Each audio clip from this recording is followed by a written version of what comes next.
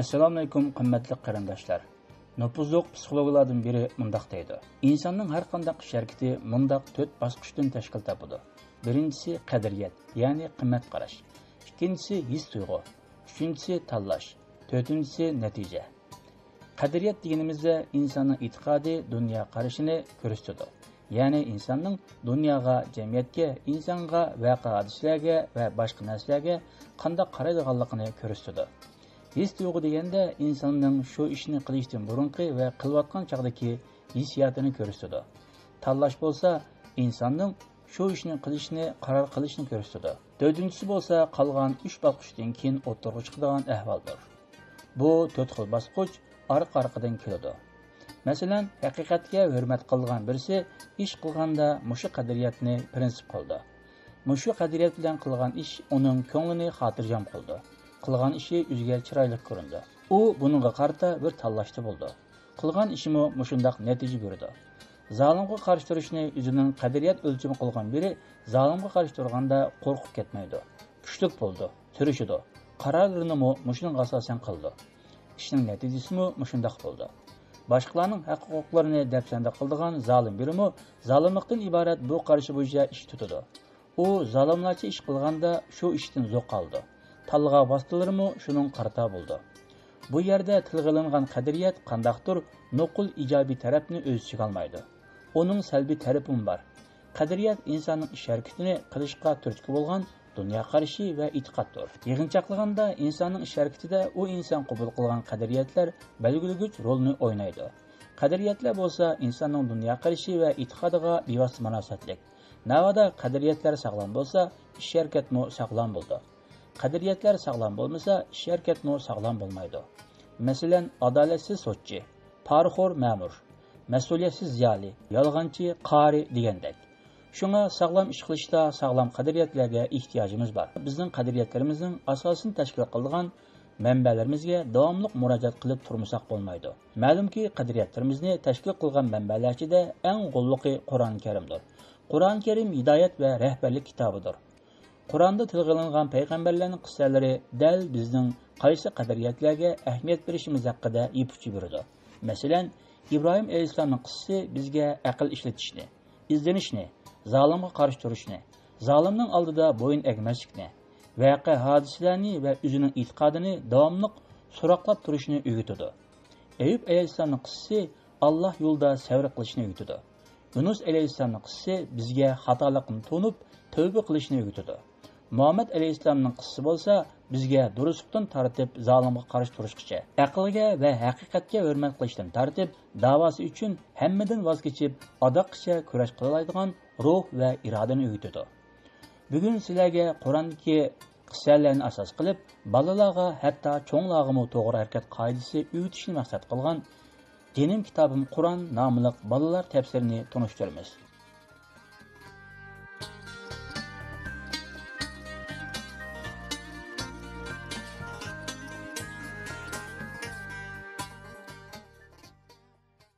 Bu güzel kitap Profesör Doktor Suat Yıldırım'ın məsləhətçiligida tayyorlangan. Balalar nəşriyyatçılığı sahəsində 2011 yıllık Ədəbiyyat Sənət Kültür Tədqiqatları Cəmiyyətinin mükafatıga layiq görülgən Nesil Balalar Nəşriyyatı yazğıcı Nurdan Damlanın məzkur əsəri bilan danqıga danqıtışını davamlaşdırdıgan vektorudur. Məzkur kitabni balalarga məxsus yazılgan Balalar Təfsir kitabı deyişki oldu. Məzkur kitab texmi tushunishli bo'lsin uchun tuvandagi savollarni ko'rdigan holda tanishtirildi. Undaqda bu kitob nima uchun yozildi? Texnologiya uçqandaq taraqqiy qilayotgan kunimizda hayotining ma'nosini yo'qotib, bo'riqtumliqqa petib qilayotgan insonlar ko'paymoqda. Shundaqla ish harakatlarimizning mezoni bo'lgan qadriyatlarimiz qimmatini yo'qotib qo'yotdi. Axloqiy prinsiplarimiz yemirilmoqda. Bundaq qilib aytganda, qadriyatlarimiz va axloqiy prinsiplarimiz ish harakatlarimizga yetakchilik rol o'ynashdan borgancha yiroqlashmoqda.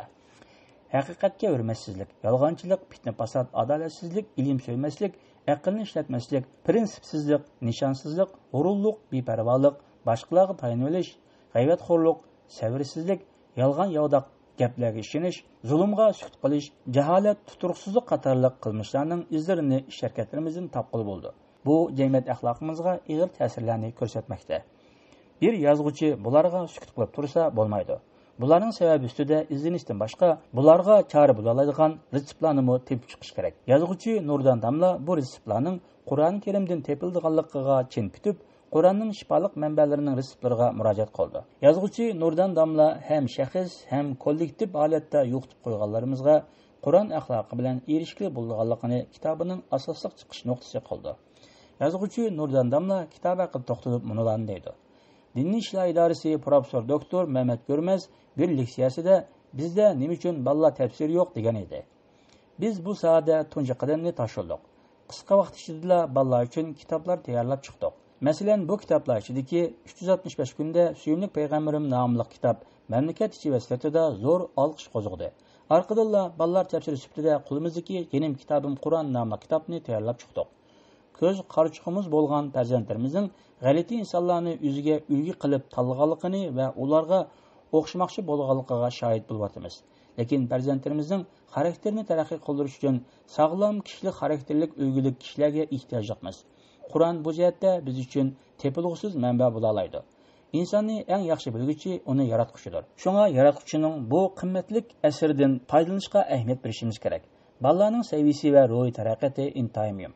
Axloqiy yuksaklik insoniy haqiqatlarni uzuqlantiradigan omildir. Qur'on bo'libmi bolalarning kishilik xarakterining sog'lom etilishi uchun nihoyat yaxshi manbadir. Biz cho'qim bu manbadan foydalanishga ahamiyat berishimiz kerak.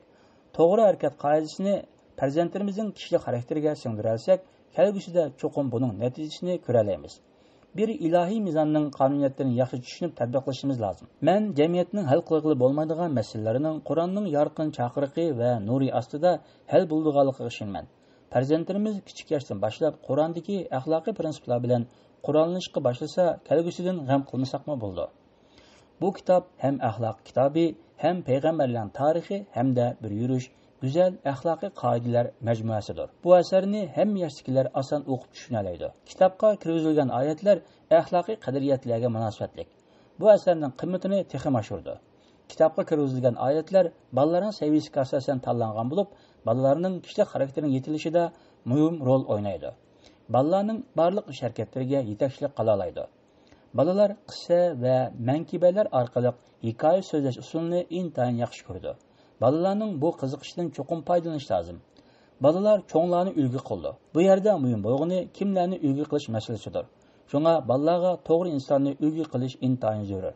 Xato inson ulgu bo'lib qolsa, bolalarning to'g'ri harakat engini yetildirish intayin tez. Bolalar konkret misollarga ehtiyojli. Bu kitobda tilga olingan payg'ambarlarning qissalari bilan bu konkret misollar berildi. Ma'lum bo'lgandek, Qur'onning 3dan biri qissalardan. Buning ko'p qismi payg'ambar qissalaridan tarkib topgan. Qur'onni tushunib o'qigan kishi Qur'ondagi qissalarning hikmatini tushundi va ularni hayotiga tatbiqlashga tirishdi. Bu kitobning o'zguchiligi kitobning dal bolalarning dunyosiga asosan tayyorlangan bo'lishidir. Bu kitob Qur'oni Karim professor doktor Suat Yildirimning Qur'on tafsiri, marhum Asim Göksalning payg'ambarlar tarixi, Badreddin Chetinlarning Asbabi Nuzul nomli kitoblaridan foydalanib yozilgan. Xayr xo'sh.